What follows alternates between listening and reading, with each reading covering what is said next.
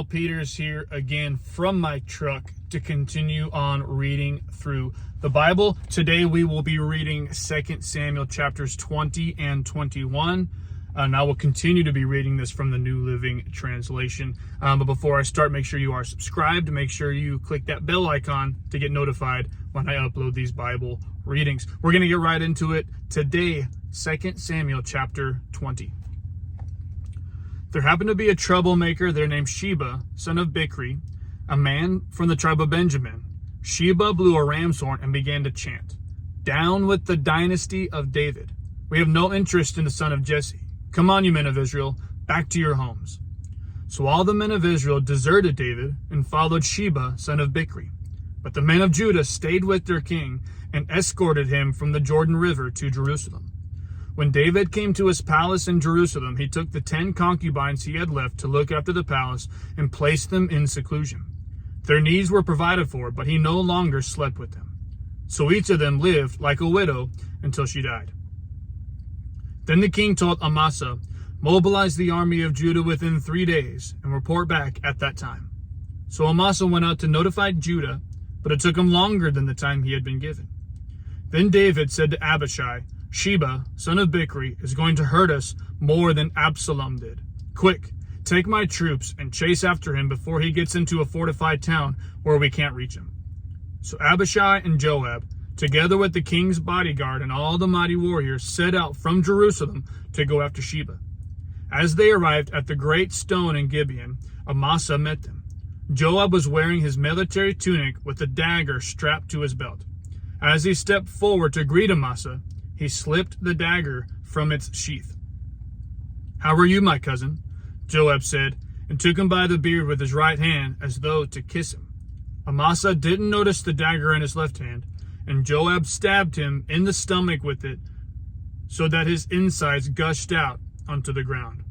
Joab did not need to strike again, and Amasa soon died. Joab and his brother Abishai left him lying there and continued after Sheba.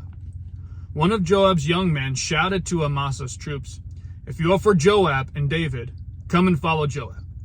But Amasa lay in his blood in the middle of the road, and Joab's men saw that everyone was stopping to stare at him. So he pulled him off the road into a field and threw a cloak over him. With Amasa's body out of the way, everyone went on with Joab to capture Sheba, son of Bichri. Meanwhile, Sheba traveled through all the tribes of Israel and eventually came to the town of Abel-Beth-Maachah. All the members of his own clan, the Bichrites, assembled for battle and followed him into the town. When Joab's forces arrived at Abel-Beth-Maachah. They built a siege ramp against the town's fortifications and began battering down the wall. But a wise woman in the town called out to Joab, "Listen to me, Joab. Come over here so I can talk to you." As he approached, the woman asked, "Are you Joab?" "I am," he replied. So she said, "Listen carefully to your servant." "I'm listening," he said. Then she continued, "There used to be a saying, if you want to settle an argument, ask advice at the town of Abel.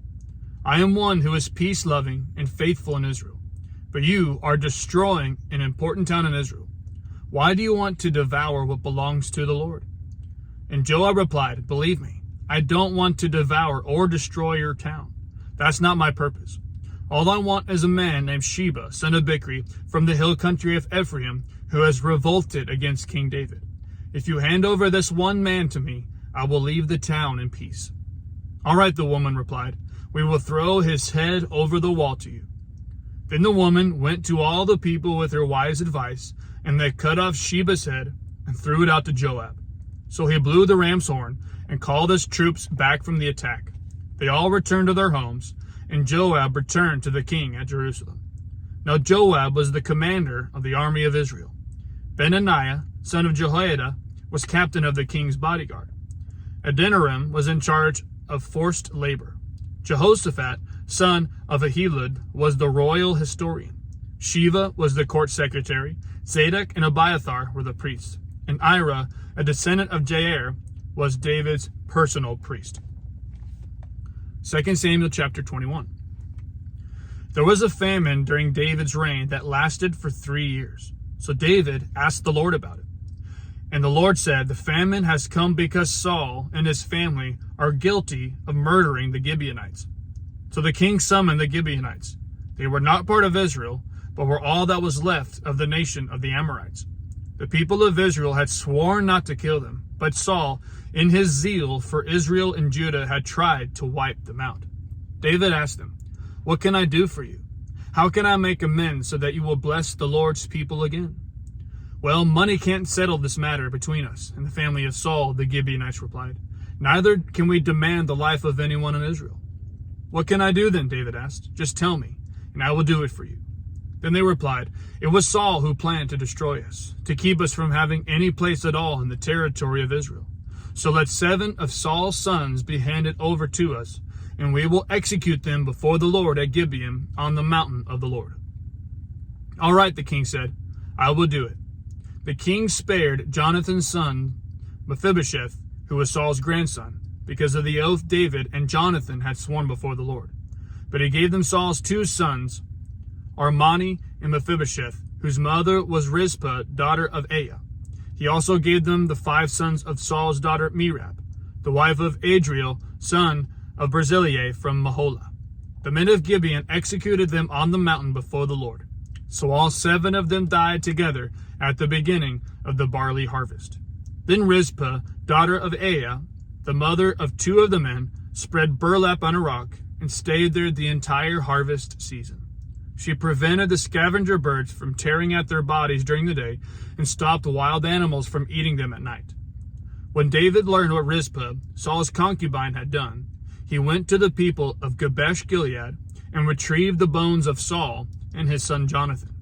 When the Philistines had killed Saul and Jonathan at Mount Gilboa, the people of Jabesh Gilead stole their bodies from the public square of Bethshan, where the Philistines had hung them. So David obtained the bones of Saul and Jonathan, as well as the bones of the men the Gibeonites had executed. Then the king ordered that they bury the bones in the tomb of Kish, Saul's father, at the town of Zelah in the land of Benjamin. After that, God ended the famine in the land. Once again, the Philistines were at war with Israel. And when David and his men were in the thick of battle, David became weak and exhausted.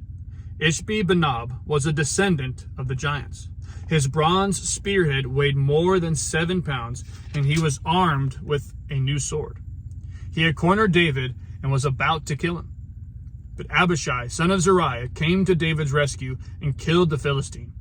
Then David's men declared, "You are not going out to battle with us again. Why risk snuffing out the light of Israel?" After this, there was another battle against the Philistines at Gob. As they fought, Sibbecai from Husha killed Saph, another descendant of the giants. During another battle at Gob, Elhanan, son of Jair from Bethlehem, killed the brother of Goliath of Gath. The handle of his spear was as thick as a weaver's beam. In another battle with the Philistines at Gath, they encountered a huge man with 6 fingers on each hand and 6 toes on each foot, 24 in all, who was also a descendant of the giants. But when he defied and taunted Israel, he was killed by Jonathan, the son of David's brother Shimei. These 4 Philistines were descendants of the giants of Gath, but David and his warriors killed them. That concludes today's reading of the scriptures. Thank you again for following on me with this journey to read through the Bible. We will see you next time as we will continue on through the book of 2 Samuel. I love you, and God bless.